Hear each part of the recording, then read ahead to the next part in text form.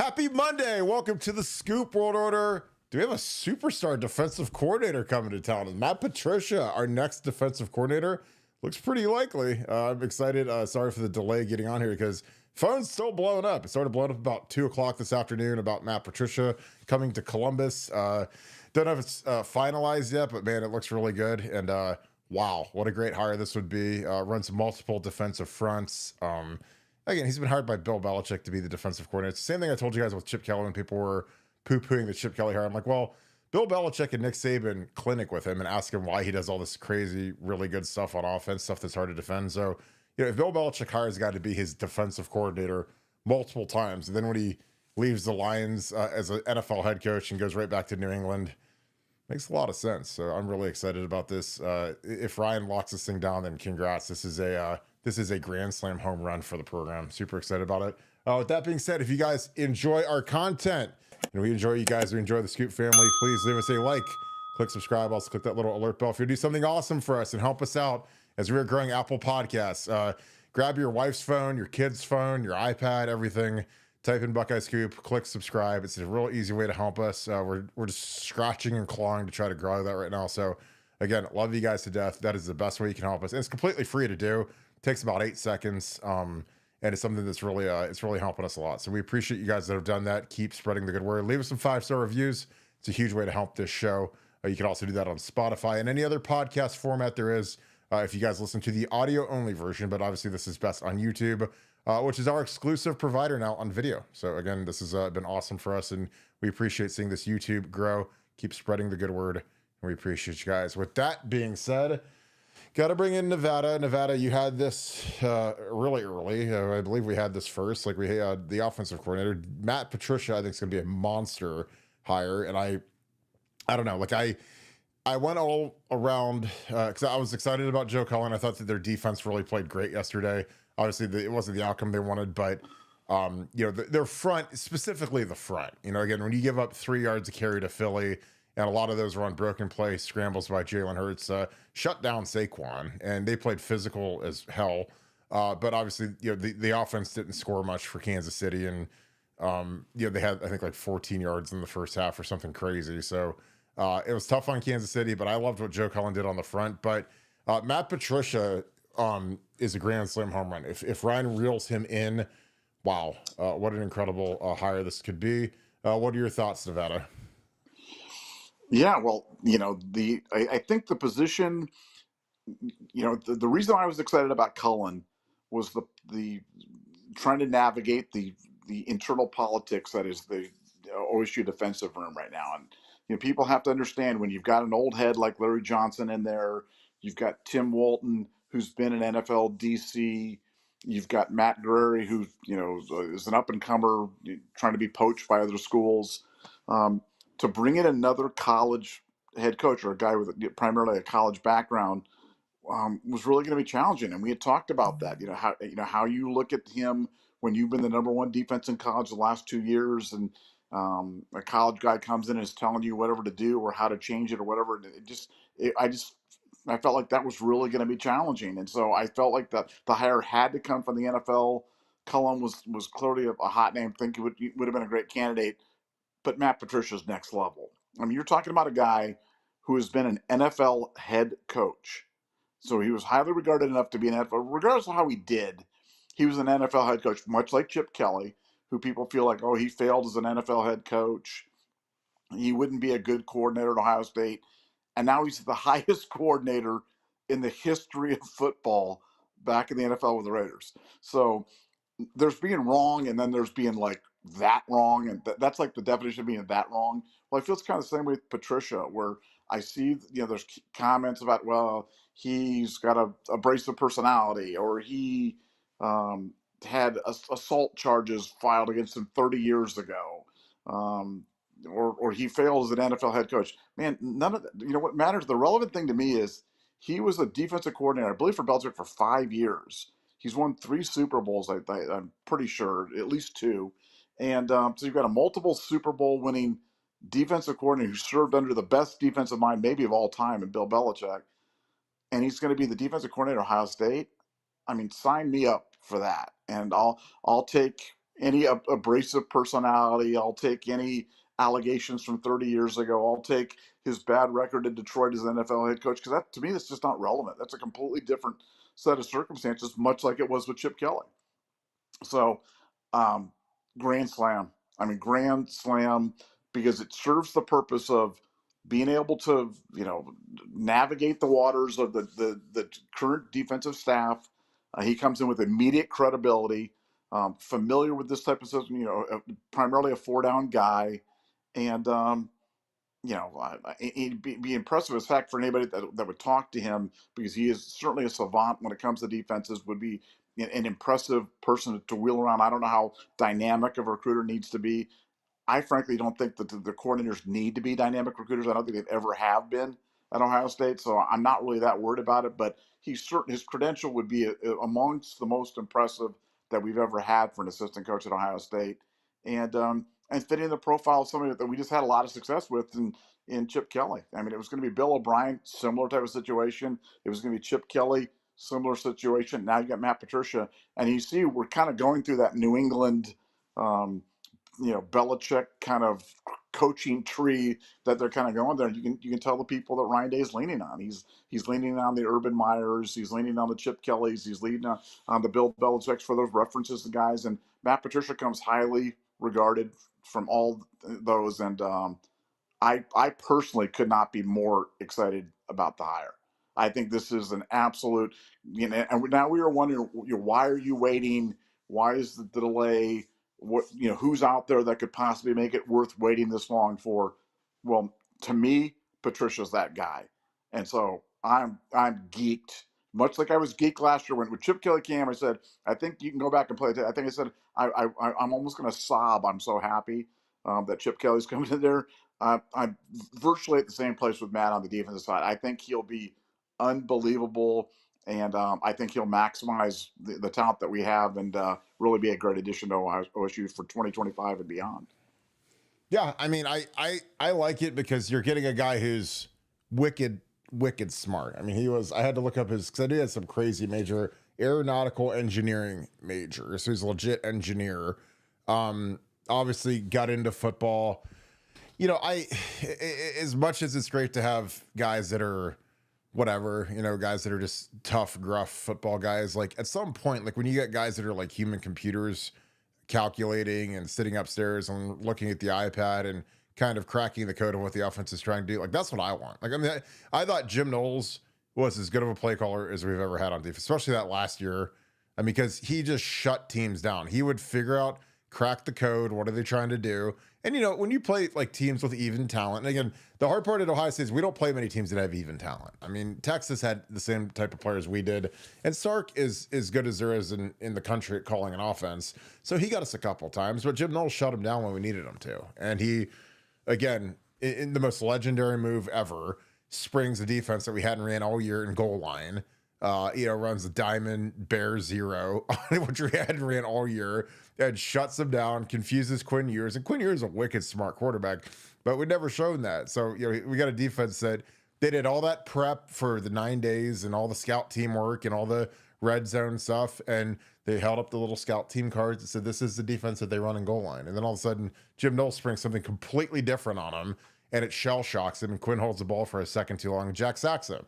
Sack, fumble, touchdown. And that's because Jim Knowles. Again, as heroic as Jack was, and I'm not taking anything away from Jack, because Jack is like my brother. I love him to death. But, Jim Knowles threw a wicked, backdoor slider that nobody had ever seen before, and just, rung him up. It was the ultimate curveball.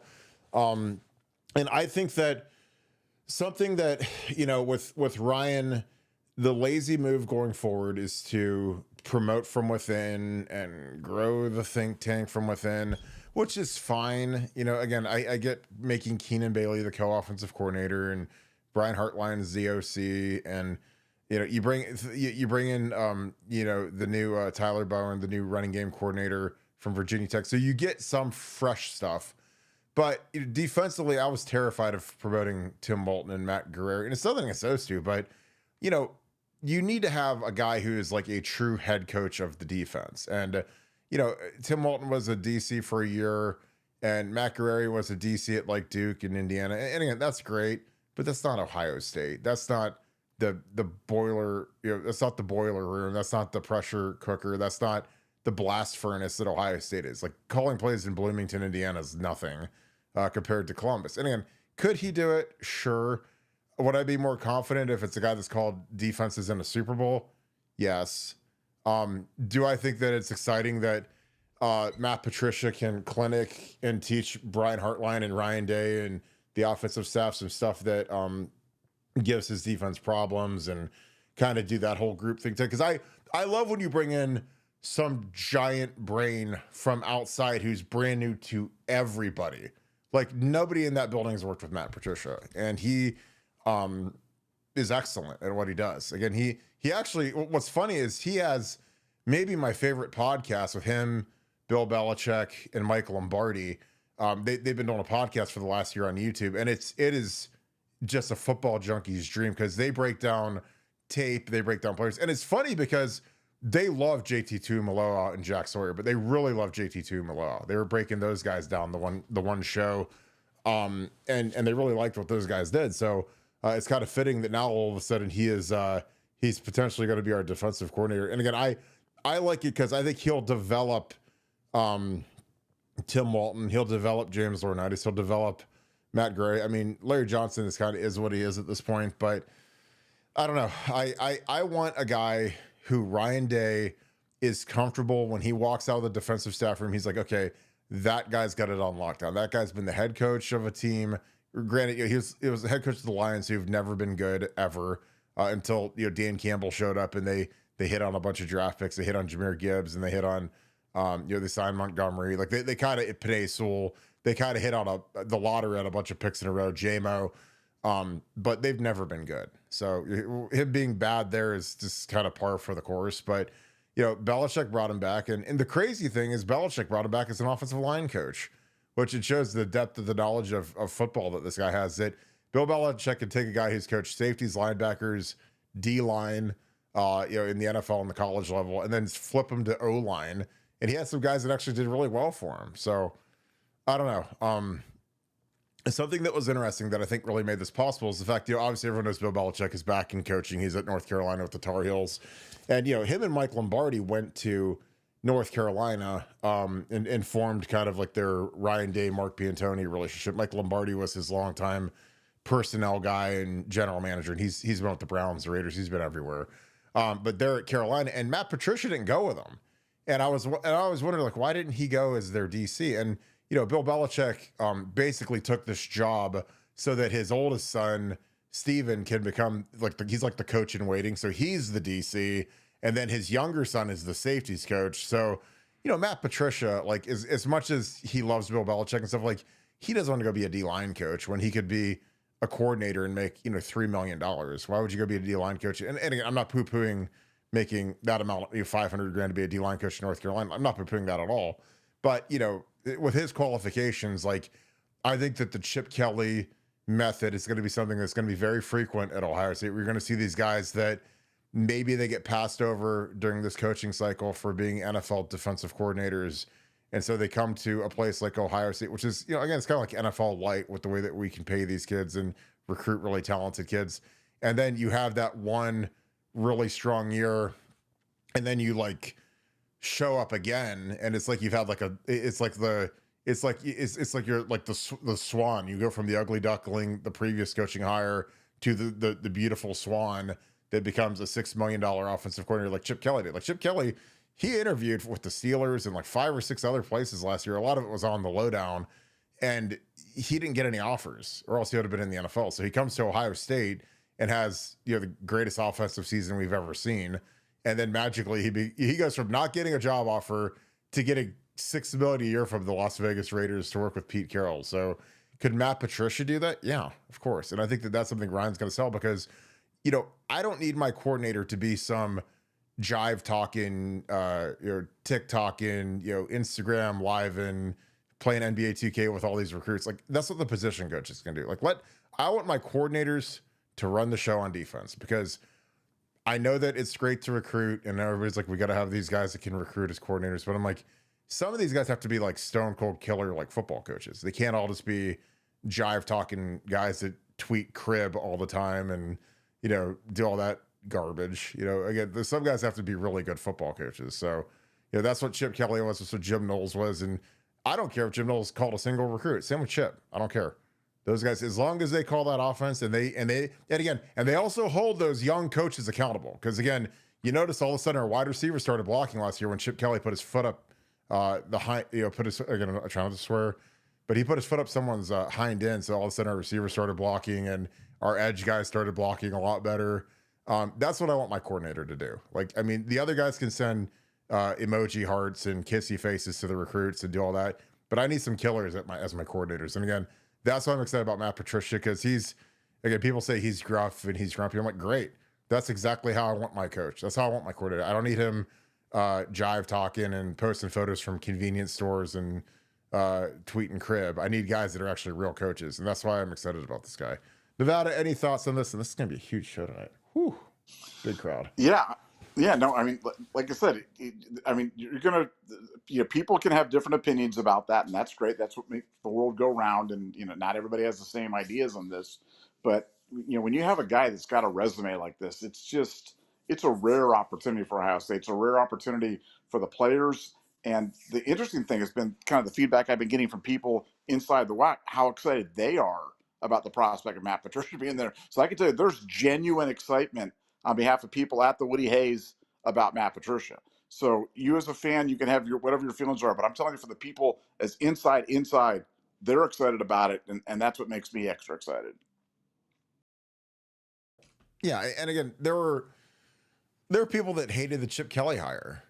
Other people said Chip Kelly was washed and never won anything at UCLA and couldn't win at Oregon. And it sucked with the 49ers and the Eagles. And I was like, well, he might have sucked at like UCLA, but what is he working with? Like, what kind of talent does UCLA really get? And again, UCLA, again, they've been great in the past, and you think Los Angeles and it's beautiful and hot cheerleaders and the whole 9 yards, but their players like suck, So I don't know what you're expecting the guy to do, but I remember watching his scheme and I was like, well, his scheme is like damn good. If he had good players, then I think he'd be magnificent. And then shows up here and he gets Quinshon Judkins and Trey Henderson and gets Will Howard, JJ, and magically like our offense is like the hottest thing going. And it was like again, I've got all the all-22 film from every game now, and I watch it and I'm just like, holy God. It's like you forget how good some of the stuff is, and then you rewatch it and you're just like, yeah, I really enjoyed having Chip Kelly as RC, and I'll be the biggest Las Vegas Raiders fan on earth just because of what he did to our offense last year. And I really think he's going to make Brian Hartline much better than he would have been as an OC 2 years ago. And again, I think that Matt Patricia can have that same effect, with Matt Guerrieri and James Ornelas, because we got we have some future defensive coordinators on our staff. Tim Walton could be a DC. He's been passed over a bunch of times, but Matt Guerrieri and James are two guys that they're going to be defensive coordinators, if not head coaches. I'd say within the next 5 years, they're going to be two of the young hot gunners. And but I don't think that either of them are ready yet. Again, as great as Matt Guerrieri could be Doogie Howser and be the smartest little wizard in the world, but does Ryan Day really want to try that out versus Texas week 1? I don't. Give me Matt Patricia, man. Matt Patricia's got ready for Super Bowls and won Super Bowls, and he's got 3 rings, and that's a lot of clout. And those rings, like he's the play calling DC, so it wasn't like he was sitting behind Bill Belichick calling the plays. Like Matt Patricia's calling the plays in those games, and so he's shutting down some really good teams. And hey, I'm here for it, dude, because I love fresh ideas. I love how exotic their defenses were. And like when New England was at their peak, man, they were so confusing, exotic. They love edge pressures. I don't know how it's going to work with Larry, because they do a lot of like odd stuff. Odd as in like 3 down, move guys around, confusing coverages.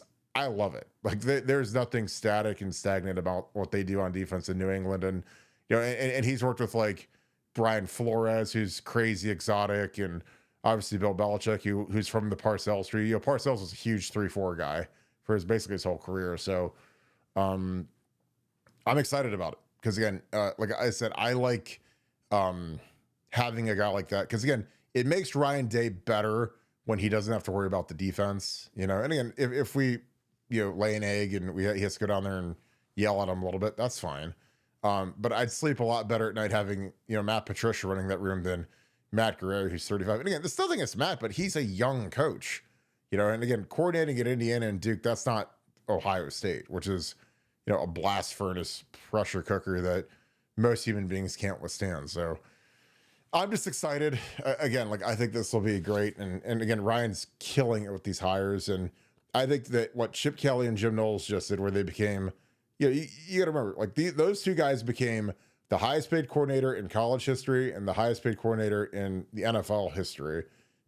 They both just left, you know, a month ago. And so, like, if I'm Ryan and I'm sitting, you know, I'm getting on LinkedIn and looking for a coach or whatever he does, or getting on the coachingsearch.com, like I said, hey, my two guys that just left just became the two highest paid guys at each level. So do you want to come take an interview? And like the switchboard's just going to light up with phone calls for the best of the best. So super excited though. And again, this is, I think this is all possible because Belichick wanted, you know, he wanted his kid to be the DC. He left the Washington Huskies to be the new DC. And again, he had a scheme where he's like, his son's going to be the coach in waiting. So in 2 years, when Belichick retires and goes back to the NFL, his son can ascend and take the throne of Chapel Hill. Because that's the only way they get Belichick, is they worked out that little package deal. Which again, that phased out Matt Patricia and kind of left him floating in the ether when the NFL carousel stopped. So just excited. Any other thoughts, Nevada? We can start getting some super chats because they're starting to pile up. Yeah, with Belichick, remember, like you said, you know, you got two sons. You got the one son who's going to become the defensive coordinator when the defensive coordinator son becomes the head coach. So they've kind of got that thing on lockdown for the next decade or so. One just interesting feature is just, if you remember how Matt Patricia featured Patrick Chung in that defense there at New England, and how, I mean, it was really a safety driven type of operation. And I expect to see the same thing with Caleb Downs, and, you know, the same way that Jim Knowles, you know, brought Caleb Downs closer to the line of scrimmage, put him in kind of that rover bandit type of position. It'll be interesting to see what Patricia does with him, but it's not like he hasn't had experience doing this at the highest level with a star safety and doing it very successfully. And that's got me excited as well. I love that. Like, is that what your DoorDash like username is Rover Bandit? You like make up all the cool names. If Rover Bandit Star.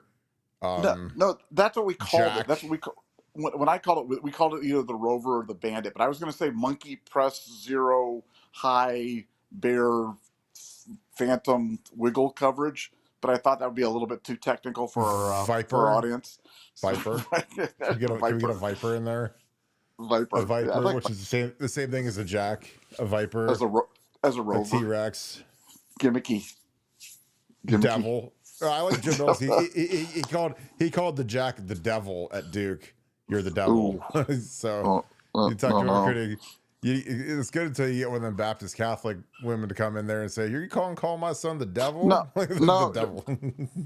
my wife wouldn't even let me order from Lucifer's Pizza because it's got some sort of satanic Lucifer's Pizza. That's a thing. Yeah, that's the thing. It's like a chain called Lucifer's Pizza, and like they're known for their devil hot thing or something. And she would not let us order from Lucifer's Pizza because of a satanic reference. So I don't think she liked the devil. Good for her. I don't think she liked the devil. I don't need that energy on here. I need some satanic tomato sauce. We don't need that around here. I just wanted some pizza, man. I just wanted some pepperoni pizza, and it had like a big devil on the box and everything like that. It was. You can't just get like you can't. There isn't like a chain that doesn't have like the devil on it. There's got to be some good chain pizza somewhere. All pizzas have some sort of devil. Like Donato's, that's a devil's referenced as well. Domino's, Pizza Hut. Is that same thing? It's like the pentagram. That's the pentagram. Same thing. Costco. Same thing. Costco. They're all front. Pizza's a big front for the devil thing. I'm telling you. Well, so I eat steak. Forget it. I ain't no pizza. All right, let's get into these super chats before we go completely off the rails. You guys, I see that our viewership is dropping when you get into your tinfoil hat theorems. This is great. Sean Krucka, thanks for the 20. Appreciate you, my dude. You guys have your Buckeye colored glasses a little too tight with this. No, I wear contacts, so I have no glasses on. Nevada's blind, so you don't have to worry about him wearing his Buckeye colored glasses. Patricia would be an awful hire. Changing the defense has worked for a guy who's had a hard time getting jobs. Usually is a disaster waiting to happen. Nevada, what are your thoughts? Same thing I heard about Chip Kelly. It's Oh same, God. almost virtually just changed the name. Yes. It's the exact same thing that I heard about Chip Kelly last year. And what I said, I'm telling you, you're wrong. He's going to be great at Ohio State. He's going to do terrific things, and we went and won a national championship. So I think on this one, I think you got to give Ryan Day and Nevadabuck and Burt Carton the benefit of the doubt on this one, because I just think you're wrong. It's literally the same. Change the name from Patricia to, remember Chip Kelly? There was a podcast with somebody, Deshaun or somebody, or Shady McCoy or some, I can't remember, that said he doesn't like African American players and he's not nice and he was chased out of UCLA and his stuff doesn't work and he failed in San Francisco and he failed in Philadelphia. I mean, it's the same stuff, guys. We're hearing the same stuff. So I'm excited. So this has nothing to do with rose colored. I mean, my rose colored glasses were on last year when I said Chip Kelly was going to be great and we won the freaking national championship. So come on. I mean, who's got the rose-colored glasses? It's not rose-colored glasses on when you're the champions of college football. But you're just reporting the weather, man. It's sunny and bright and beautiful, and I got my shades on. Well, it's like when we were called sunshine pumpers. Like that's the greatest thing of all time, man. The sunshine. I'm like, we're pumping sunshine because we have Trey Henderson, Quinshon Judkins, Caleb Downs, Jeremiah Smith, Josh Simmons, who's actually going to be like a top 10 pick now. Number 1 tackle in the draft, Seth McLaughlin, Will Howard, Jack Sawyer, JT Tuimoloau, Tyleek, Cody Simon, like Lathan Ransom, Jordan Hancock. I was like, every one of those guys I just said is going to get drafted. Every one of them. And probably high. Like I'm talking first 4 rounds. So, I don't know. Like, here's the thing. I can be dumb and I've missed on stuff and I've been, Kirk, you missed on that one, but this guy worked for Bill Belichick since 2004. So he had gainful employment from 2004 with Bill Belichick until 2017. From the time he was 30 to the time he was 43. Then he had 3 years with the Detroit Lions, 44, 45, 46. And then he went right back after his failure in Detroit to the New England Patriots, where he was assistant head coach. And then he was offensive line coach / senior advisor, where he had to pinch hit and fill in because I think Dante Scarnacchia retired because he's like 80 years old. And he's probably the best line coach who's ever lived. So, and then last year he was with Philly as a senior defensive assistant, but they elevated him to coordinator after. I don't know when they fired the DC, but it was like 2/3 of the way through the season, and then he had to come in and into a building that was on fire and try to put the fire out, and the fire engulfed him, and he wasn't retained when they went out and got Vic Fangio. So, and then he took the year off, which again, like when these guys, when you coach in the NFL from the time that you're 30 to the time that you're 49, that's 19 straight years of in the NFL. So when these guys like Bill Belichick and him take a year off, I'm like, I get it. It's like, you've made all this money. You've been a head coach. I mean, the Lions fired you after 3 years, and so you made probably $30 million coaching the Lions. So take a year off. Go to live in Naples and play shuffleboard and go eat ribs and do whatever. And he actually has. I don't think he's been eating anything. So he looks like he's lost about 100 pounds. But sometimes I think that these guys do a good job taking a year off and studying the game, because that's the beauty of these guys doing media stuff. Is all of a sudden, like Belichick did media. He's doing stuff for NFL Countdown, and he had a show, and then he had the podcast. And like I said, watch the podcast. It's really well done. But it's the year to kind of take off and study. And Urban did that. Urban did that in 2011. Then he said that because Urban is sly like a fox. Like, you guys don't realize how sharp Urban is, but he spent 2011 as a color analyst for ESPN, and he was barnstorming the country, evaluating assistant coaches. Like they took him on this Urban Meyer college tour, and he went to like Texas, and he went to Notre Dame, and he went to LSU, and he went to Ohio State. And like the whole time he was doing that, he was looking for coordinators and looking for line coaches and looking for his staff. And guess what? Who does he hire? Ed Warner, Tim Hinton, two guys he liked at Notre Dame. He was a GA with Tim Hinton, but he found Ed on that little tour. Goes to Texas, hears about Tom Herman through Chip Kelly. So when these guys take some time off, it's a way to kind of recalibrate, reevaluate, really study the game with no pressure. Because, when you don't have a game to get ready for on Saturday or Sunday, you can just watch all the games. You don't have to sit and study your opponent and watch all their games. So you can see the new trends in football, get a little sharper, get a little reboot, and then blast off. But again, like I said, I love hiring Matt Patricia because he is, as smart of a guy as there is. And again, when you work with Belichick for that long, you got to be like genius level. And then when you get let go and he brings you right back, then tells me all I need to know. Because again, it's not about what I think. If Bill Belichick likes him to be his DC, I'm good. I'll take it any day of the week. Next one, Ian Bates, what's up, brother? Appreciate you, my dude. I hope you're doing good. Thanks for the 5. Patricia was the OC the only year Mac Jones was good. He's a football genius. Great call. Offense and on D, he is also the cachet to challenge Ryan Day. Matt Gray does. And again, thank you. That is an excellent point, Ian, because, it's when you're 49 and you spent 20 years in the NFL as a high level guy, calling the defense for 7 straight years in front of Bill Belichick. And, Bill Belichick is the most thorough coach in the history of football. So to have to present a defensive game plan to Bill Belichick, this isn't like, doing your homework 10 minutes before it's due in the class before you go in high school. This is literally like, you better be on point, because he's got to find tendencies and stuff, and you're going to have to rationalize why you're doing stuff in the game plan. So this guy's been put through the ringer and he's hard as nails. So, he could push back on Ryan. And again, that's good for Ryan. Like, again, not in a, condescending way, but Ryan needs to be pushed, even though he just won a national title and he's doing great. Like, he can learn a lot of stuff from Matt Patricia. He's not going, and you can learn some stuff from Matt Gray, but not like this guy, not like bringing in the hyper brain into the Woody Hayes. So Nevada, your thoughts again. Ian, that is fantastic. Said Matt Patricia was the only year that Mac Jones was good. He's a football genius, offense and on D. He also has a cachet to challenge Ryan Day. Matt Gray doesn't. What are your thoughts? Yeah, I think Ryan needs that counterweight, and I think Chip Kelly was that counterweight. Jim Knowles was to a certain degree, but Patricia's a different level. He's a different level. Again, multiple Super Bowl rings that he can kind of flash out there.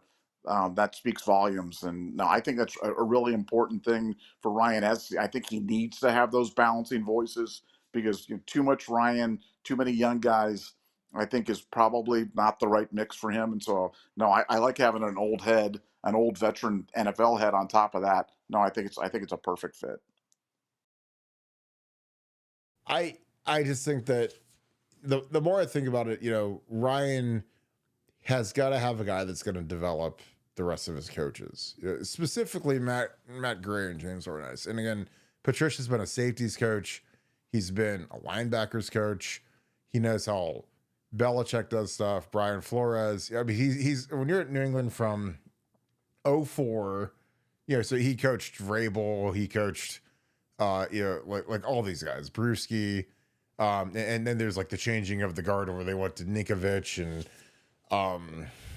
kind of that next wave of guys that were real good on defense. Revis. Again, he's coached guys that are literally first ballot Hall of Famer, like all world NFL guys. So yeah, I like it. I can't, I really can't get over it. Jared Henniger, thank you for the 5. What was the driver for Bailey's promotion? Development has been lacking in the tight end room. What am I missing? Nevada, I'll let you go first on this one. First of all, it's a promotion in name only. It's just basically, it's title inflation. It's kind of like when you go to a bank and everybody's a vice president or something like that, and you're like, wow, you got 47 vice presidents, and it's just kind of what they do. Everybody's a co-offensive coordinator. Everybody's a co-defensive coordinator. Helps them with other jobs down the line. Enables Ryan to give them more money. And if we're being fair, I thought the tight end room did fine this year. I thought the tight end room, contributed. They were part of the story. And that we were looking at them as the weakest, position group on the team. And, I think other than develop Jelani Thurman, I think he checked all the boxes. Clearly, he's a favorite of Ryan for a lot of other reasons. Ryan likes having Keenan Bailey around, and he's kind of his guy on the staff, and Ryan really, really likes that. But, when I take all that stuff aside, and we've been hard on him. We've been hard on him, on the podcast, and some of his antics have not been great. And but when I look at what they produced on the field, I thought the tight end room did a good job. And I wouldn't give him an A rating but I'd give him a B plus, and that's pretty good. And we won a national championship, and that's really good. So that's what it's about. It's strictly optics. He's not going to be calling plays or up in the booth or doing anything like that. But it's just a way to get him more money. Yeah, and I mean, like, we've been hard on him, but he's earned it. I mean, when you get a fight with a strength coach in the offseason in front of your position group and, God and everybody, and again, that went completely unpunished by Ryan, which shocked a lot of people in the way he is. But, I mean, the way Nevadabuck loves Jessica Alba, Ryan Day loves him some Keenan Bailey. So again, he's promoted him to be the co-OC, which again, it's weird because I thought that the kid that they brought in from Virginia Tech would be the new OC, but again, I don't really care. It's whatever. It's like title palooza, where I'm sure Carlos Lachlan will become the associate head coach, and everybody's gonna have some new stupid title instead of just being like a position coach. You can't. You got to have co-OCs and a run game coordinator, and Carlos Lachlan will be associate to the assistant to the head coach, and I don't know what else they're gonna do. Like, I don't know what they're gonna do for Walt Diggity, make him the co-DC with Matt Patricia being the formal DC, and make Matt Guerrero the czar to the DC, and make James Laurinaitis the Road Warrior DC or something. I don't know, or Legion of Doom DC, depending on what brand you're with. But yeah, you got to give the guy props, because again, the thing about us is we're fair. If a guy gets in a fight with a strength coach and sucker punches a guy, and then the strength coach beats the Christ out of him, then we're gonna be hard on you. But when you turn around and you make G. Scott a decent player, then we got to applaud you. I mean, G. Scott got better as the year went on, and he was horrific to watch blocking, and he actually got better as the year went on and became productive down the stretch. I don't think he's an NFL guy by any stretch, but I think he'll have a shot to play maybe in Canada or some other UFL or whatever. But he did go out and get Max Clare, who is preseason first team All-American according to ESPN.com. So that cat is really good. So you got to give him credit on that. Because obviously you run your room, you're the head coach of your room, you're the guy that's going to recruit it. And, with Jelani, I mean, I think that the stock's real low on Jelani. I mean, again, you've got, Max Clare is easily going to be our starting tight end. And then you've got Will Casimiric coming back, and you've got Bennett Christian, and, I mean, Jelani, he had royal opportunities, and he just doesn't, like, the motor just doesn't run hot with him, because he's got more talent in his big toe than Bennett Christian or Will Casimiric have in their entire body. But does the motor want to run hot? Do you have to beg a guy to be good, or are you just going to get laughed by guys that aren't as talented as you? Because that happens all the time. I mean, there's guys that, again, I don't, I mean, you guys probably think, oh, Kirk tooting his own horn, but like, there are a lot of guys that were way more talented than I was at Ohio State that never played, or they never beat me out, or they couldn't beat me out because they didn't have the sixth gear that I had, where I could just work tirelessly and kind of beat them to death once we got on the field. So, and that's the difference. And that's what, and I'll give Keenan Bailey credit. I mean, he works crazy hard, which is good. Again, that's something that, when you're a young coach and you're trying to make it, I mean, you can't really own a watch. You can't really have an iPhone clock. You can't really have a clock in your office. I mean, you just got to work. And when the work's done, the work's done. And if that means you got to come back at 10 o'clock at night because the kids want to get in the gym, because I used to do that. I was like, when those kids wanted to work out, because I used to get pissed off because our strength coaches, when I played, our strength coaches would always take time off and whatever. And I was like, well, what if we want to work out on Saturdays? Oh, gym's closed. And I'm like, it's ridiculous. So when it got to be my turn to have keys to the building in the Woody, and those kids wanted to work out, I was like, yeah, I'll come in. I'm not going to deprive you guys. If we have kids like Jeff Hireman, that's Jeff Hireman about. I used to let him in all the time because he don't want to get one. And Johnny Simon wanted to be at 6 a.m. on Sunday before he went to church. He wanted to get a lift in. Okay, let's go. I'll be there. I'll set the alarm. Because again, when you've got guys like that, shame on you if you don't open the gym up for them. Because those guys want to get a workout. They want to work out the Woody. They don't want to go to Lifetime Fitness or LA Fitness or the RPAC. And again, nothing against those places, but the Woody Hayes has every machine you could ever dream of. It's private. It's clean. I mean, great. You get the hot tub, cold tub afterwards. Like, it's got everything you need. Not to mention you've got your gear there ready to work out. So, again, that's the difference. And again, Keenan's been a worker. And again, I've got guys that I really trust that think the world of Keenan. So again, Ryan, coaches all have favorites. And I mean, I think Keenan's probably Ryan's favorite coach in the entire building at this point. But, hey, he's here and you can't hate on him for that. William J. Thank you for the super chat. Get that up here. Thanks for the deuce. When will all 3 hires be announced? I mean, it's got to be this week. I mean, God bless. I mean, we're in the middle of February, and most of the time, middle of February is about when 6 a.m. workouts start probably next week, I'd say. Do you have any thoughts on that, Nevada?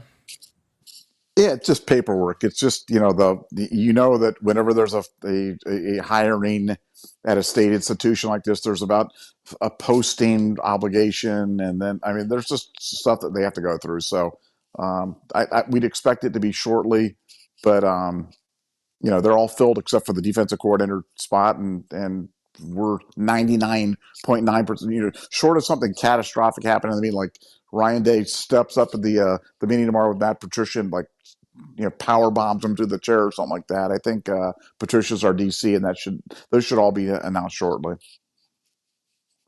Yeah, and they'll do the background check, and he'll have to explain that little whatever that issue was back in the day from 30 years ago or 40 years ago. It was a long time ago, but that Ohio State's background check is very thorough. I mean, I went through it, and it's just if you have anything ever, they're gonna ask you about it and pull it all up. But I said he's going to be, he'll be a good breath of fresh air because, I like when Ryan brings the guys Jim Knowles, nobody knew Jim Knowles in that building. There was no cross-pollination. There was no referral. And I think that's good. I think when someone who's really good comes in, I think that there's a lot of new ideas that can happen. And I think that that's important for growing a program because that was something that I was really critical of when we hired and I love Corey Dennis to death, but when we promoted Corey Dennis and promoted Hartline to the OC, and thank God Kevin Wilson was there, but everybody else was people that had never been outside of the Woody Hayes, ever. So you had a bunch of interns coaching, and it looked like it because there wasn't a lot of new ideas and there wasn't a lot of accountability, and that's why Chip Kelly was, huge because Chip shows up and he's super accountable, and that's why I think that they wanted Tyler Bone. But I'm going to be real interested to see how well Tyler Bone can recruit. I think that there's going to be kind of an artificial bump this year because, this crop that we have in Ohio is ridiculous with Max Riley and Sam Greer. There's some really good offensive linemen this year in Ohio. So I think that whoever the offensive line coach is at Ohio State, when there's a bunch of really good tackles in Ohio, magically they're gonna be like, oh wow, he's a damn good recruiter because he landed all these tackles that are, they're Ohio kids. They grew up in Ohio. We just won a national title. So, unless these kids are idiots and they want to go to Clemson or do something stupid and contrarian, they should all come here. Now, again, if they're scared of competition or they want to chase the bag or do something dumb, then I get it. That's fine, and we'll survive. And they'll probably regret going wherever they go because they could have been a part of something great. But what are your thoughts on that, Nevada? Because again, I always laugh when these people get obsessed with recruiting, and this guy wasn't Texas. Because again, I just when I hear this stuff, I just go through all the offensive line coaches I've ever known, like Jim Bowman, Harry Teastan, George Yarno, God rest his soul, Chris Forrester, who's excellent he's still with the 49ers. He was my guy. Mike Mazer, who's passed away. I've had 2 of my guys pass away from the league already. Paul Alexander, who is with the Bengals, one of the greatest line coaches ever. None of those guys would have been great recruiters because this is not how offensive linemen are.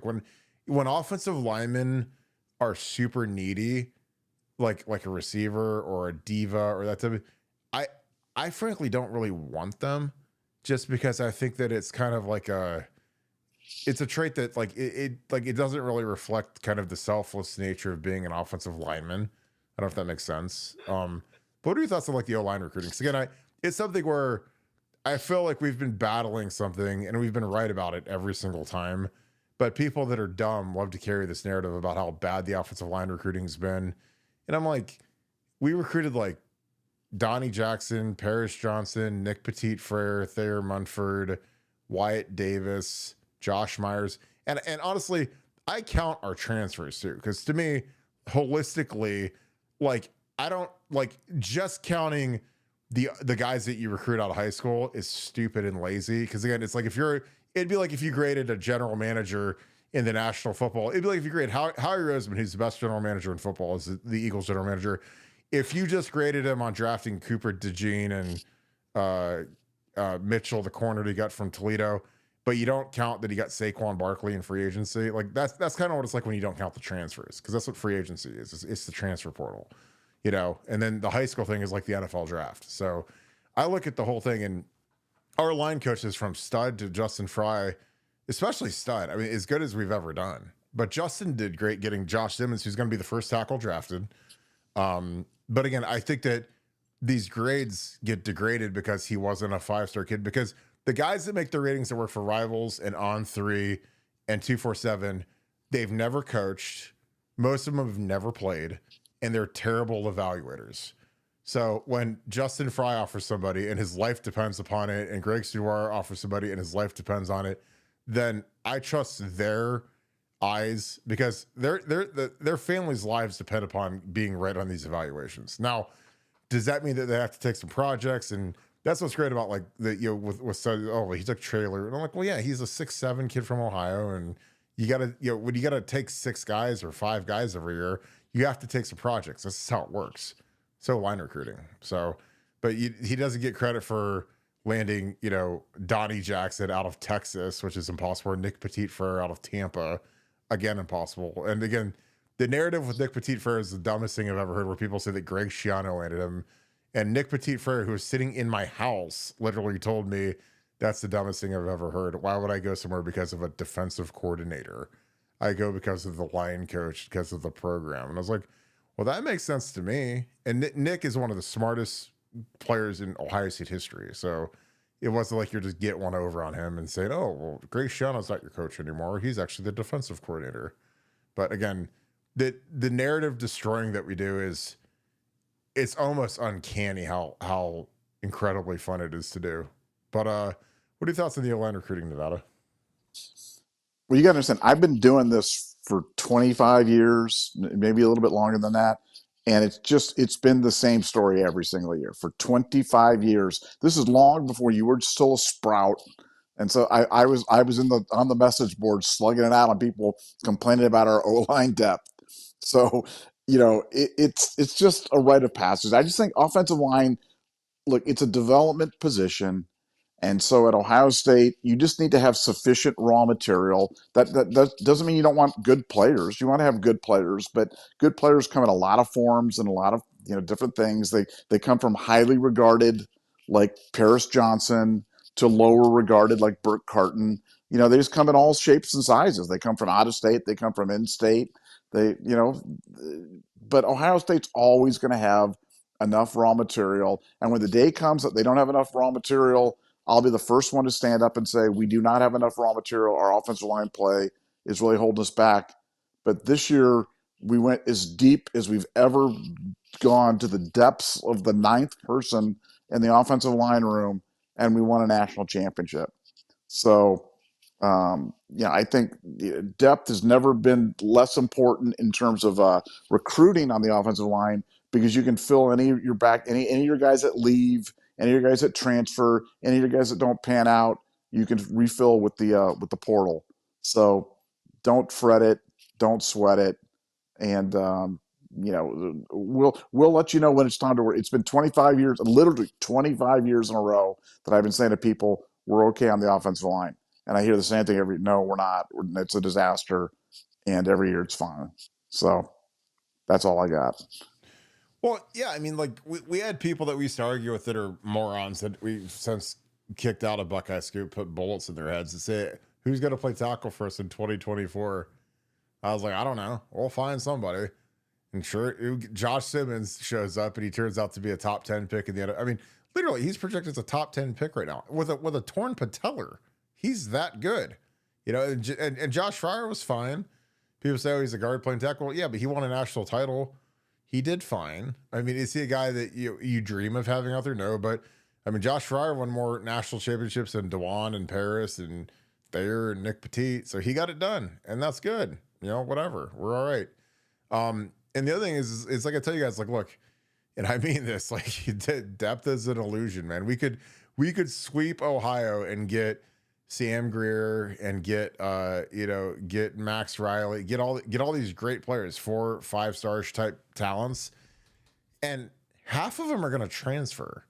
So, you know, again, like that's just life in the big city when you're Ohio State, because our backups are worth more than most teams' starters. So they get paid an ungodly amount of money to transfer. And that's the new reality. So, but the good thing is whoever ends up being the starter is going to be like an all Big Ten, All-American caliber player. And that's the advantage of Ohio State. I mean, again, the portal's been great because we go out and get Seth McLaughlin, who was, you know, a godsend. And I thought that he did a great job of, you know, helping Carson. You know, obviously, I'm sure it was hard on Carson when they bring in a center from Alabama to kind of take a spot. But, you know, the kid won the Remington, and now Carson's going to be a Remington finalist the next 2 years. And he's a kid that, you know, he's put in crazy work, and I think he's going to be a dominating center for us for the next 2 years. So, again, that worked out great. You know, as bad as it was that Seth got hurt, I mean, Carson recalibrated and dominated in the playoffs and did a great job. So, again, I don't know, but I'm excited to see this kid recruit because, you know, again, he's a 35-year-old line coach at Ohio State. So, you know, it's our fan base is going to be, you know, they hated Justin Fry and they hated Tim Drebno, and Justin Fry got over $1 million to go coach in the NFL, to go, you know, to be an NFL line coach. And people wanted him fired. And I was like, well, he didn't get sent to Akron. He didn't get sent to Heidelberg. Like he actually got upgraded to being in the league. So, you know, and then Tim Drebno, I'm not sure what he's going to do. I don't know what his status is. Like, I think he's still with the Ohio State, but I don't know. I'm surprised he's still here. So it'll be interesting to see how that all shakes out. But I'm excited. Then they're going to have a GA spot open. So we'll see who they get there as well. Imagine Wagons JVB. Thanks for the 5. How is it not tampering when teams publicly offer players money to transfer? For example, teams offering JJ $5 million after the Natty. Well, because it's all done without the teams being directly involved. So the way that this works is if Nevadabuck is a young, you know, spry lad who's eating devil pizza and runs a 4.3, I can call his agent, or I can have my people talk to his people. But it's not like if Mark Piantoni wants a guy, he calls the kid and says, hey, we're going to give you $5 million if you come here, because that's obviously tampering, completely legal. But these guys all have the same agents, and we know all the agents, and we know who most of these guys' agents are. So, you know, they're with Athletes First, they're with CAA, they're with Rosenhaus, they're with, whoever. And, you know, if JJ is with, you know, Chaffee Fields, who's his agent, and Chaffee also represents, you know, the receiver coach at Oregon or wherever, then it's a real easy conversation, because you could just slick, you know, hey, you know, is he happy? Is he good? You know, how you doing? Whatever. And that's how all this works, you know? So it's never a direct, like, right. It's not like, you know, Dan Lanning calls Carnell Tate and says, hey, Carnell, we've got a lot of money laying around and we'd love to give it to you. That's not how it works. Because, again, these coaches, you know, they're slimy, but they're not dumb. So there's a difference. So there's a way to circumvent that. And, you know, again, it's kind of like, it's like in Goodfellas where Paulie, you know, the big fat boss guy, was never on the phone directly. He'd have like some guy run through the rain with an umbrella and call on the payphone and call somebody else on the payphone, but he never directly talked to anybody, so he could ever be linked on a wiretap.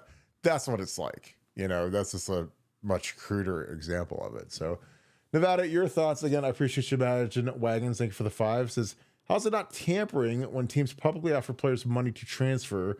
For example, teams offering JJ $5 million after the Natty. Yeah, well, like you said, they don't do it publicly. I mean, it gets out publicly that there's offers made, but as you said, it's all through third party intermediaries. It's all cloaked as being, hypothetically speaking, if JJ was looking, I could probably get him 5 million from Oregon. So, but that's strictly a hypothetical. Let me know. But here's the other part of that. You have to remember, all the schools do it, including Ohio State. So the reason why you don't hear schools screaming out tampering is because they're tampering too. And it's only when the tampering crosses the line and becomes just so egregious does some coach step up. You'll see occasionally somebody step up and say, "This is crazy that teams are tampering." But all the big schools tamper. Ohio State's not any different in that regard, and it's just kind of an accepted way of doing business.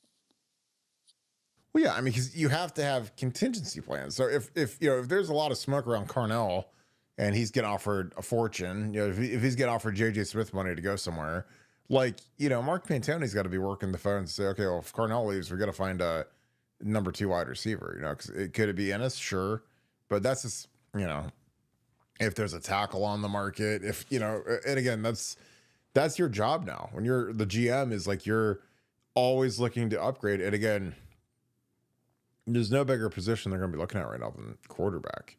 The quarterback's going to be interesting. Real quick, before we go to our next super chat, Nevada, I want to get your opinion on this. So the spring practice schedule came out, and instead of a spring game, the spring game is officially dead now, and is going to be a spring celebration or something like that. I don't think there's going to be any more scrimmages that are shown on TV because they're not going to let these kids audition for the portal and then all of a sudden make their values skyrocket because they score 3 touchdowns versus walk-ons and get offered the bag. But do you have any thoughts on that? Yeah, I mean, welcome to 2025. I mean, that's just the way it is. And you're going to see teams all over the country that are all going to cancel their spring games. It'll become like the Pro Bowl, or they'll play Frisbee, or, whatever, disc golf, or whatever they're going to do with it. But no, yeah, I mean, anything you can do to limit, you showcasing your players for these other schools to make offers to it, to make it more difficult for you to retain, schools are going to do. And canceling spring games, canceling televised spring games, because as you say, all the practices are closed. So the only people in our media are the people doing it. And other teams can't sit there and review a spring game. You can watch a guy. And make an evaluation. And if somebody blows up, has 3 touchdown catches, all of a sudden his price just goes through the roof. And there's just no benefit for schools to do that. Yeah, I mean, because everyone's going to watch spring games. When you're Mark Pantoni, if they put, Carolina's spring game on, or Michigan's spring game on, or Oregon's, or Auburn's, you got to watch those because you're looking at those depth guys, and you're looking at some of those guys that might have been 4- and 5-star recruits. And, well, how are they doing? And again, a guy that's the first guy that came to mind when all this happened was Evan Pryor, because Evan Pryor, 3 years ago, looked like he's going to be the next Reggie Bush. I mean, he was just, cruising, and then he didn't play at all. But I mean, if he would have hit the portal after that spring game, I mean, who knows what someone would have offered him? He'd have been, a huge, bonus guy, because he looked incredible. He was fast, and then obviously he had the knee injury, and he, ended up getting out of here and going to Cincinnati. But who knows what he would have been if he'd have left after that game, because people thought he was going to be a huge part of the offense, and he never ended up playing after that because he got hurt. Pooh Bear 12, thank you for the 10. Appreciate you, brother. Thanks for being on here. Thanks for being an ultra member as well. Maintaining a top tier D as play caller is a talent equated NFL. In a talent equated NFL where there's free agency and your team is never drafting in the top half of the draft and only has 5 first-round picks in 7 years is impressive. I agree. And the thing about New England, man, is they would let a lot of their really good players walk, and they'd patch guys in because nobody would. This is a team that traded Richard Seymour. They let Will Fork, or I don't know if they traded Will Fork to the Texans or they let him walk. But there was a lot of patchwork going on there. And so you're bringing in guys, and, you're trying to turn a guy like Rob Ninkovich, who I was with Rob in Miami, and Rob was a journeyman, bottom of the roster guy. He's just like me. We're bottom of the roster guys.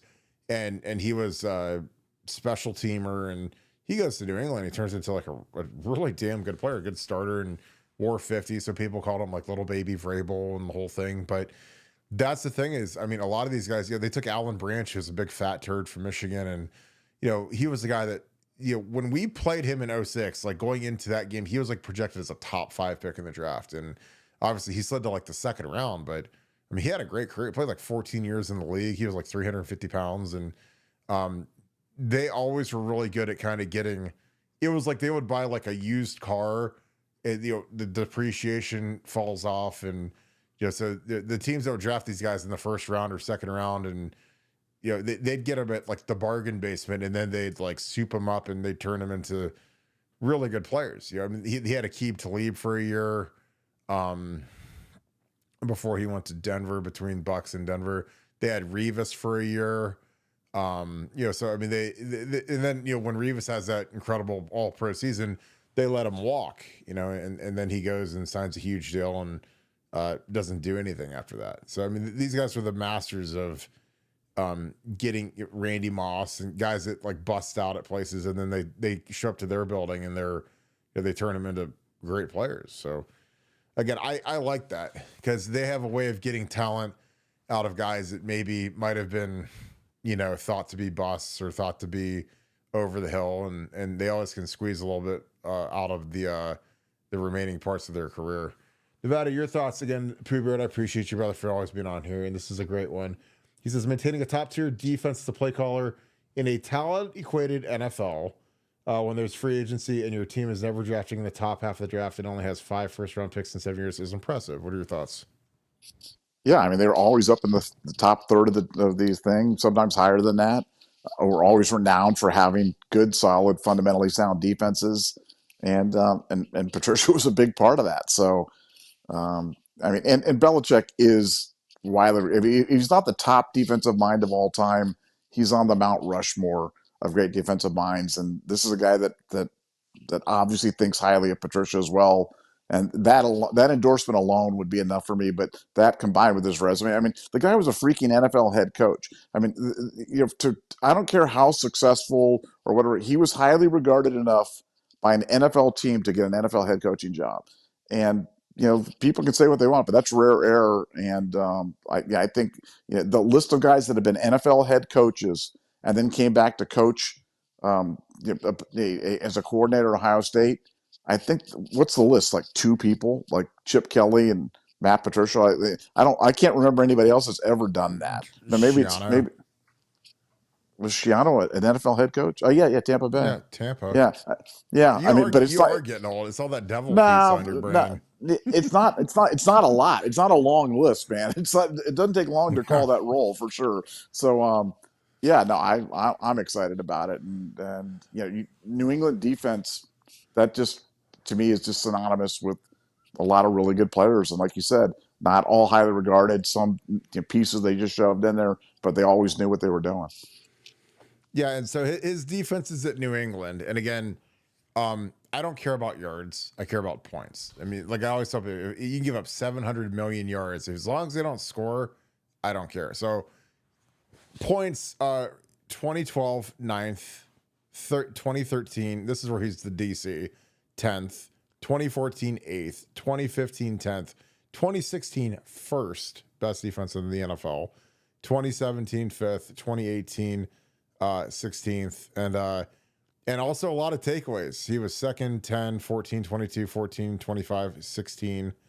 So again, I don't know, man. I mean, and they're playing, you got to understand, like when you're at New England, like they always, when you're the defending champion, they always have like a ridiculously hard schedule. Like they got to open up the first game of the year and they're playing, the Ravens or the Chiefs or whoever they played in the AFC title game. So, they never were, New England, when they were in their heyday, they never got any favors from Roger Goodell and the schedule makers, because they always had some crazy, you got to play Denver with Peyton and you got to play the Colts, and you're playing like the best teams in the league because you're the marquee team. You're Tom Brady, you're in your prime.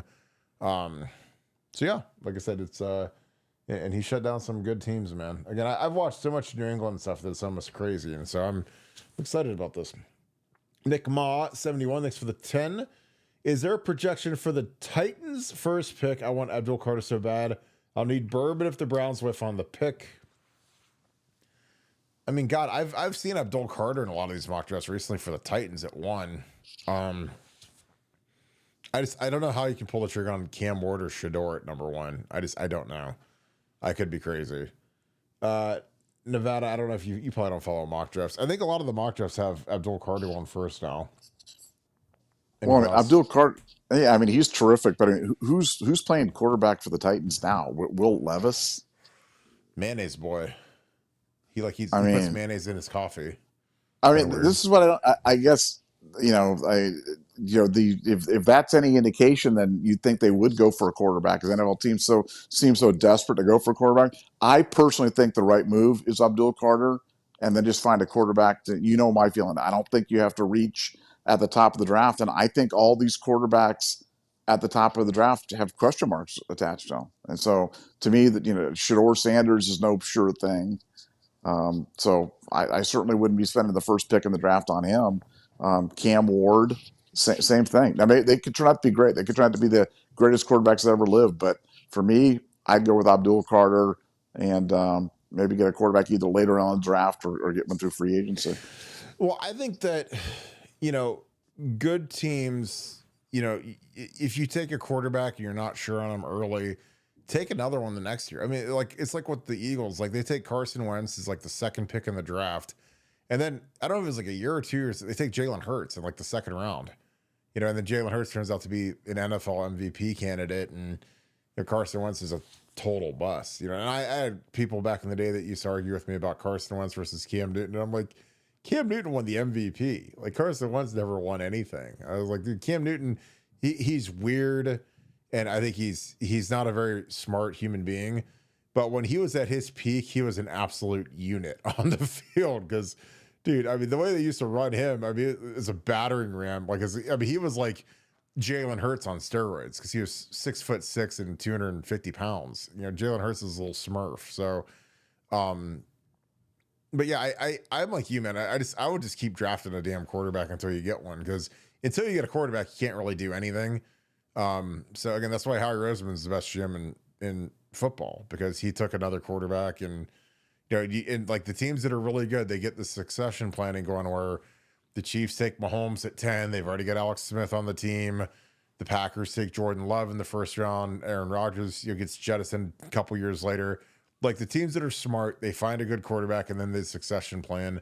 And then the teams that are dumb, like the Browns, just do what the Browns do. And it's maddening. But yeah, I hope that the Browns take Abdul Carter. I hope they don't trade Myles Garrett either. I hope they can talk him out of that, because it would suck to see him in a different jersey. Unless you get 2 first-round picks, and I trade him tonight. D70, thanks for the 5. Appreciate you, my friend.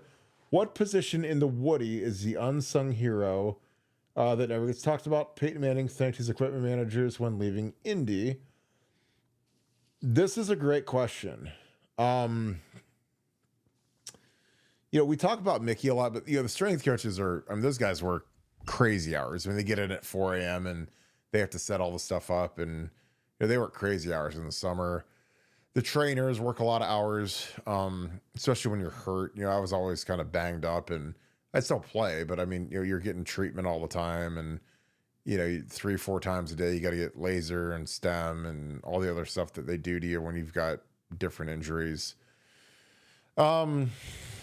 The equipment guys are great. I mean, those equipment guys, especially now with the Big Ten, I mean, they got to load up a semi truck and drive the damn thing to Oregon. I mean, that's crazy. So they got to drive across the country. That's not fun, in a semi truck across the country, and then they got to load up the locker room and then get load it all up and get back home. So the equipment guys are great. They were always great. Our equipment guys were kind of mid. But Kevin, who's there now, he's always been great. Yeah.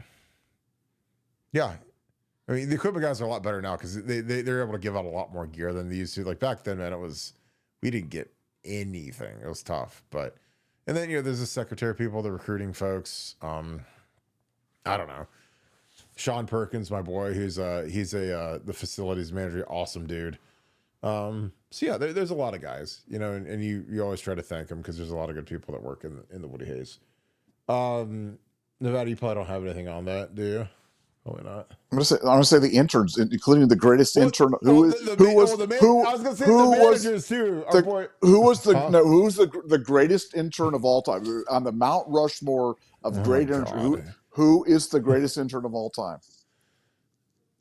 B Oh god. Fox. I know you're gonna say B Fox. Well, I mean, honestly, it's probably Keenan Bailey now. Hell, he's the offensive coordinator. He's been in the Woody Hayes for 10 years straight.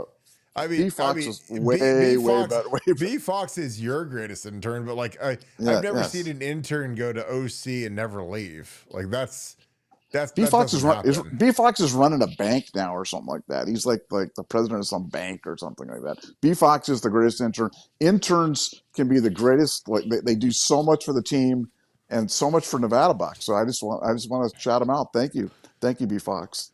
We're running a reverse on the kickoff. Thank you, B Fox. Thank you, B Fox.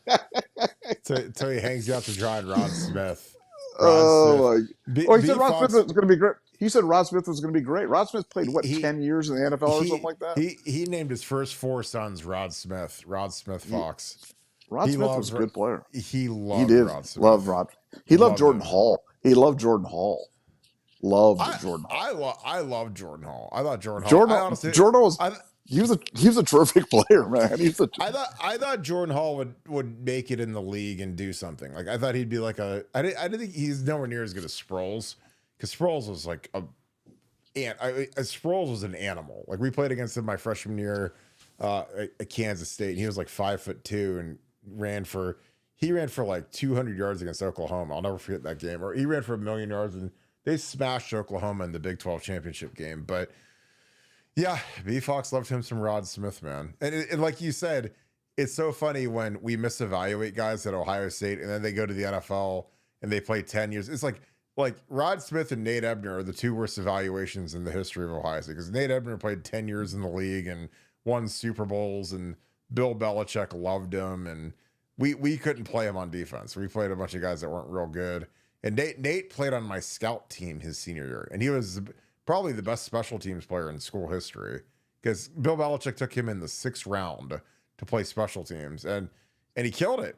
He was a monster. He's a freak of nature. So shout out Nate. I got to have him on here. Chris Schmidbauer, who I love to death. The managers are awesome guys. I appreciate you, Schmidty. My dog. Thanks for the 5. He says, Bam Childress would be the richest player ever if he could have transferred after the spring game of year. See, Chris Schmidbauer brings it up, baby. And Bam would have been the NIL maven. See, I mean, in the spring game, he looked like Tavon Austin every single year. And then when the game started in real life, he was like Austin Powers, no mojo. So that was about what it was. But and Bam, you know what's funny about Bam is he won Super Bowl rings in New England. Mike Vrabel said he's the greatest practice player of all time, because Bill Belichick loved Bam. He was on practice squad for 3 years. And as soon as his practice squad eligibility was up, he was out of the league. But he would run nickel. I mean, they play him on defense. Like Vrabel said, he did all this crazy stuff over there. And again, he won Super Bowl rings as a practice squad player. So shout out Bam. Great callback there, Schmitty. Any thoughts on that, Nevada? So yeah, I'm going to miss the spring game. I mean, I like the spring game. The spring game is kind of like a little appetizer to kind of get you through from the long winter through to summer and the fall. But hey, got to do what you got to do, and can't get information. So I get it. I really do. The funny thing about the spring game is I only played in one in my 4 years where I could have played in them, because I was always hurt. I always had some surgery I was getting done, and frankly, I didn't want to play in it. I was like, have these young guys play in it, because I don't want to play in it. I've got real games to play in. It's like a preseason NFL game. Like, Mr. Glass. That's why they called you Kirk, Mr. Glass Barton. Mr. Ass, you mean? That's what I was. He's ass. Your ass. I was the original Tate Martell. Your ass, my dude. Your ass, my dude. No, they're saying you're glass, my dude. You're glass. No, your ass. Oh my God, it was so bad. But I hated spring games so bad. I was like, if I get hurt in a spring game, I'm gonna kill somebody. And TJ Downing did get hurt in a spring game. He was right next to me, and he was getting bull rushed into infinity like always, his little tiny legs. And I accidentally stepped on his foot, and I thought I tore his knee. And he laid there like a dead animal, and the medics have to come out. And I was like, God bless. I was like, the TJ just tear his little tiny knees up in the spring game, and he ended up being fine by the time the season started, thank God. But I was like kind of sick because I can't believe that you're that weak that you got hurt in a spring game. But he did. But that was in '05. '05 it rained. It snowed. It was like snowy rain during the spring game. It was freezing. And I'll never forget, we had Zwick at quarterback and they booed us off the field. Like at the spring game. I was like, oh God, I love our fans. That's the greatest thing ever. Like our offense got booed off the field at a meaningless scrimmage. And I was like, and honestly, like I kind of liked it. I was like, this is kind of great. We're getting booed off the field during a spring game. I was like, guys, like this doesn't count for anything. Like nobody really cares, but they let us have it, damn it. With our little patchwork team that we had, and we weren't operating at a real high level. And it was free. I mean, honestly, it was freezing that day, but it was cool because like the spring game can be 85 and sunny, or it can be 35 and snowing, and that's why God bless Ohio weather. All right, Nevada, we can wrap this thing up. Any final thoughts as we go off into the night to watch Luka Doncic's debut? No, I'm so excited about Matt Patricia. I can't tell you how excited I am. I'm really excited. And I get it that some people have some reservations, and hey, you're fine. It's totally okay to have reservations, but I'm putting my flag in the ground. You can hold me to this one. I think he's going to be terrific at Ohio State, and really huge hire for him. Ryan's doing a great job. I mean, Ryan, he's continued to pull aces. I mean, he had to promote Hartline. That was the right thing to do. He had to get an NFL veteran on the defensive side, and went out and got a Super Bowl champion. So great job by Day. A+ from Nevada. Skinny too. We're getting skinny, Matt Patricia, man. He's gonna be like dialed up, ready to go. It's gonna be awesome. All right. Anything else? Make sure I don't miss any super chats. Okay, let's wrap this thing up. Appreciate you guys kicking with us. Great show. Happy Monday. Amazing start to the week. Scoop had it first. Matt Patricia, soon to be our defensive coordinator. Great hire by Ryan Day.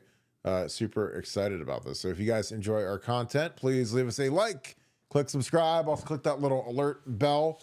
Again, we appreciate you guys being a huge part of what we do on this show. If you guys want to do the greatest thing of all time for us, please give us a follow on Apple Podcasts. It's right inside your iPhone, your iPad. And don't be ashamed if you sign up your kids who've got iPads, because I know all your kids do. Mine do. You do that on there. Grab your spouse's iPhone and hook her up with the greatest Valentine's Day gift of all time, a free subscription to BuckeyeScoop.com's podcast on Apple Podcasts. So again, I appreciate you guys for all that you guys do. Shout out where you guys are watching from in the comments. Leave us some comments. I want to hear what you think about Matt Patricia.